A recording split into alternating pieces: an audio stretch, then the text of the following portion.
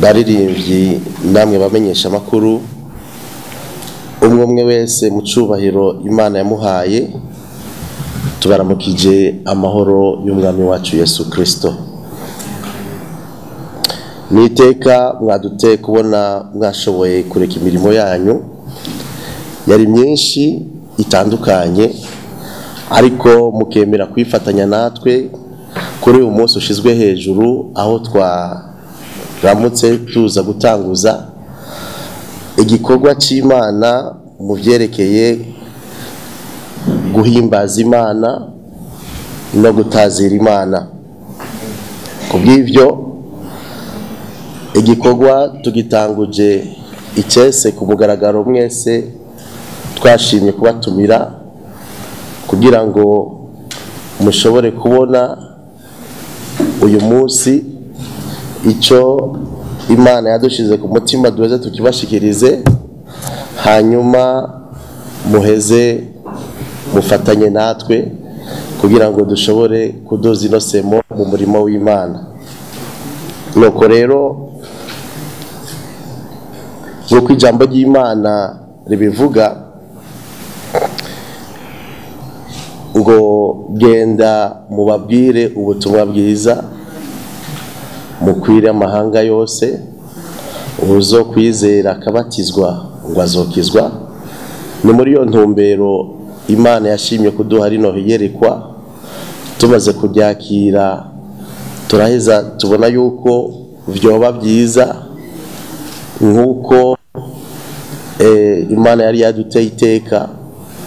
Tubona yuko muri iyo ntumbero gusahiriza twasanze amashengero ahari, twasanze abakozi b'Imana batandukanye bitanga ijoro n'umutaga kugira ngo ubutumwa bwiza buvugwe.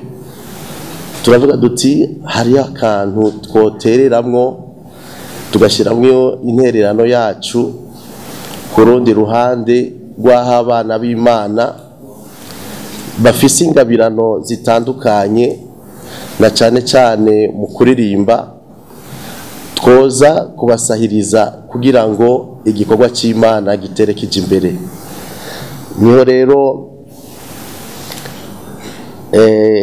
muri iyo ntumbero Amashimwe Voice yashoboye kuvuka, imaze kwiyumvirwa ko ni nyuma yo gusenga Imana nk'uko yari yabidushize ku mutima, dufata inzira zose zishoboka dusabwa n'amategeko n'ibindi byose bikenewe, dushinga noneho runo ruganda ariyo label ijanye no gufasha no gusahiriza abaririmbyi baririmba kandi bagahimbaza Imana mu kuri no muri mwemu. Umwami Yesu nabishimirwe cyane.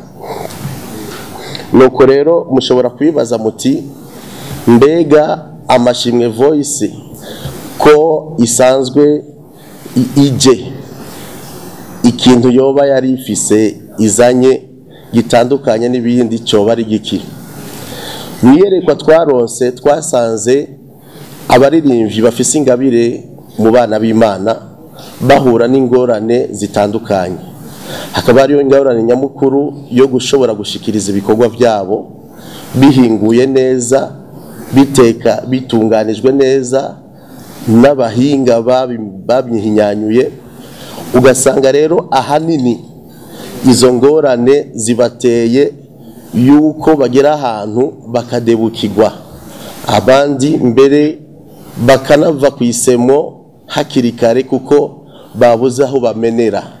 Ni muri iyo ntumbero rero twavuze duti Imana imaze kudushira ko uwo mutwaro, twavuye duhaguruka turavuga duti bien twokora iki kugira ngo dushobore guseruka dufashe nk'uko Imana yabidushize ku mutima, aho hantu hanyogwanyogwa hari abana b'Imana bariko bagira ibibazo, kandi Imana yarabateye iteka ikabaha amavuta ikabahinga bigorana. Ni muri iyo ntumbero rero Amashimwe Voice yashoboye kuza no munsi, ikaza ntabwo ije gusubirira abakora abanamba, ariko ije gushishikarira gutera intege no gufasha abatwitangiye imbere mu gukora muri iyo mirimo, kugira ngo isemo y'Imana itere ije imbere, igikorwa cy'Imana gitere kije imbere, hanyuma mu gihugu cyacu cy'u Burundi mbere no mu mahanga abaririmbyi bacu bashobore guhingura indirimbo zabo bazihinyanyuye neza, zishobore gushikira benshi.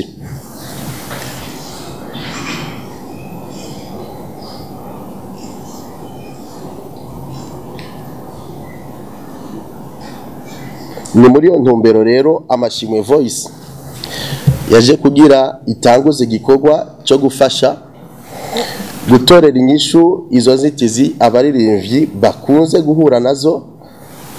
Kubw'ivyo Amashimwe Voice yifuza gukorana no gushigikira abaririmba indirimbo zo guhimbaza Imana no gutazira Imana, kugira ngo bashobore kugera ku ntambwe ishimishije, haba mu bijanye no gukorana n'abahinyanyuzi babifisemwe ubuhinga, baba bakorera hano mu gihugu cyacu canke abakorera mu mahanga mu bihugu bitandukanye. Tugaheza tugafasha umuririmbyi afise ingabire kumenyekanisha ibikorwa byabo, kubategurira ibiteramo no kubahuza n'abandi baririmbyi kumbure bitokoroheye gukorana nabo. Hamwe n'ivyo umuririmbyi ashigikiwe n'Amashimwe Voice arongera kandi akaronka ubufasha bw'impwemu n'amasengesho bifatikanije n'impanuro zimushoboza kwitwara neza muri ico gikorwa no kuyobora no kuryohora indirimbo ziwe, haba mu kwandika yisunze ijambo ry'Imana, haba mu guhibongoza ku buryo abazumviriza bose zibashika ku nyota zikabaruhura imitima. Kuri uyu munsi uri hejuru twashimye rero kubereka uwatewe iteka ryo kuba imfura y'amashimwe Voice. Uwo nawe si uwundi ni umuririmbyi Appel Niyibigira, yahora yigenga ariko ubu akaba agiye gukorana n'amashimwe Voice. Tukaba tuboneyeho akaryo ko kubamenyesha yuko mu minsi iri imbere agiye gushira ku mugaragaro urutondo rw'indirimbo yakoranye n'abahinyanyuzi batandukanye, harimo Aaron Ntunga wo muri Canada, Amir Pro wo mu Burundi, Dani Pro, Mugisha B Sound, abo na Vicky Ponzis na Terence on the track Murantunga. Abo batatu mvuze ubwa nyuma bakaba ari abo muri Kenya. Murantunga abo bane bakaba ari abo muri Kenya, bakorera mu gihugu cya Kenya. Ivyo byose akaba yabifashijwemo n'amashimwe Voice. Mu kurangiza rero twashaka gusaba ishengero, abakozi b'Imana hamwe n'abakunzi bose b'indirimbo zo guhimbaza Imana no gutazira Imana gushigikira iki gikorwa kigiye gufasha no kugaragaza ingabirano abarundi n'abarundikazi bafise mu guhimbaza Imana no gutazira Imana. Tukaba rero tubashimiye kandi kukungene mwitabiriye uru rubanza. Umwami Yesu abibahera umugisha. Niyahangame Umwami Yesu Kristo yatanguje igikorwa amashimwe Voice mu Burundi. Murakoze.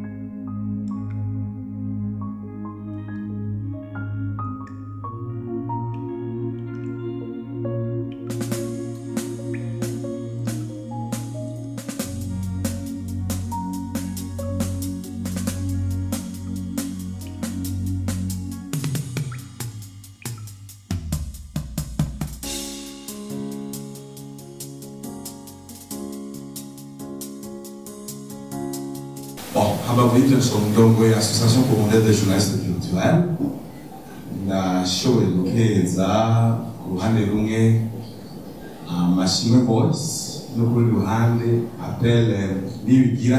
Tugiye kumenyera ibyo zina ko je ndamunze 2009 na 10 kamamagara indi zina no mu biganiro.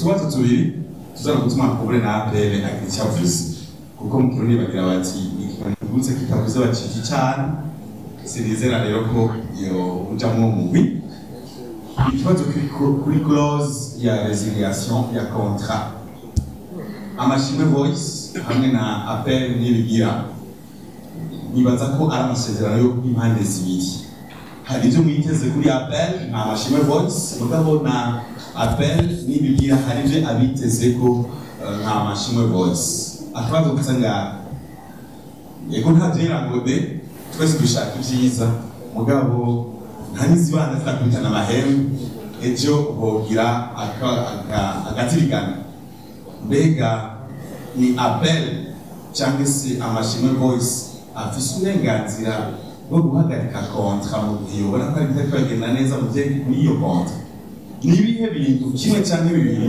byotuma uruhande rumwe ruvuga ruti jewe ndahagaritse kubera icyubahiro icyo akaba kambere akakabiri twabonye ubuganuke bwatanzwe apotre Abolimana Apollinaire yarogeje igikombe twakibonye mugabo n'agakemanyi bashaka tumenya agakemanyi karimo umudari karimo inzahabu karimo ishurwe naturel cyane yaguriwe quelque part muri alimentation cyo kimwe mbere no kugirango wa appel n'ibiri bakoze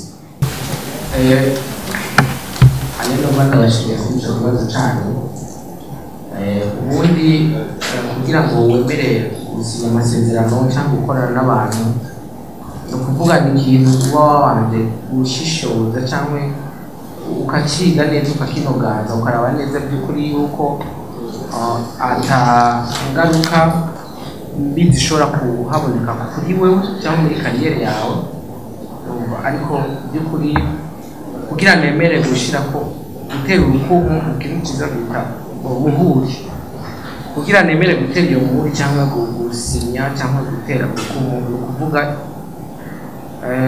narashimye ibiri muri ino kontra by'ukuri ku bwanjye ndabona yuko atantamanye n'imwe irimo ahubwo ari neza kuri jewe by'ukuri nkaba nizeye yuko bivanye n'ibyo twavuganye apa ya ino kontra kumwe dufitanye imigenderanire no kwita imigenderanire myiza by'ukuri ntabwo wamfise igiti cyane ntabwo wamfise ndizeye yuko tuzokorana neza amikipi naco ndizeye yuko gukorana n'ino lebo amashimwe voice hari ahantu bizoshikana kwizera hari abantu bizera kwizera gusa uko nyine ariko ukwizera kutagira ibikorwa kuba gupfuye ariko nizera kubera ko mbona ibikorwa bya amashimwe voice ni ibikorwa byiza bifise intumbero bifise aho biriko birava n'iyo biriko biragana rero muri make ntabwo bafise ndizeye yuko tuzokorana neza aho ni kuvuga cyane rero Imana nayiza gute ego murakoze umumenyeshamakuru yarabajije à propos de la résiliation du contrat amasezerano yose iyo umuntu yasinye haba hasigaye umwango wo gusohoka mu gihe abonye yuko amumereye nabi umwango wo gusohoka ugumaho dans chaque contrat ni ukuvuga si amasezerano y'amaraso tugize n'amasezerano yasinywe na wino y'ikaramu bisigura yuko hamwe hoba hariho akamubakiye tuzovugana hanyuma abonye yuko kimubereye ingogo kiriko kiramuvuna kimunyikiza arashobora kuba ati oya n'uburenganzira bwiwe natwebwe ico tuba twaremeranije hagati yacu ariko aragikora tugashima na mahoro nta kibazo tumwiteze ku myimbo myinshi kuko afise byinshi cyane muri we bikenewe gushigwa hanze ibyo rero nivyo tumwiteze ko kandi nta nkeka nta bwoba dufise turabyise maho ishikanye turazi neza tudakekeranya yuko igikorwa azogikora neza agifitiye ubumenyi agifitiye uburambe kandi agifitiye n'ishaka ryinshi nukuri aho ndazi yuko ibintu bizotinda bikagenda neza uherewe no munsi ayo masezerano tewe ku mukono ndazi neza yuko tuzoshika kukiringo twahanye ciyo myaka ibiri ibintu bimeze neza cyane. Muri kazoza twiteguye gukorana na benshi, ino ni intango gusa ariko amarembo aruguruye. Turafise ibyo twihweza kugira ngo twakire umuririmbyi kugira ngo dushobore gukorana nawe. Rero muri kazoza tuzokorana na benshi kuko Imana izogenda itugirira neza. Hanyuma kuvyerekeye icyo kibazo naco bagije ciyo sheke kigesi cyatwara mu bisanzwe kugira ngo ashobore kuja gutora amafaranga. Unashima mbere uyu munsi nyene tuza kuva hano uwo miliyoni ufise arawutahana. Kijya rero twashatse kwereka gusa ni symbole, nico gituma tutashimye gushira ko banke niki oya, si sheke tumuha kugira ngo aje kurotira, mugabo amafaranga twemeye kumuha kuri no munsi atanguye asinye uyu munsi arayatahana. Murakoze.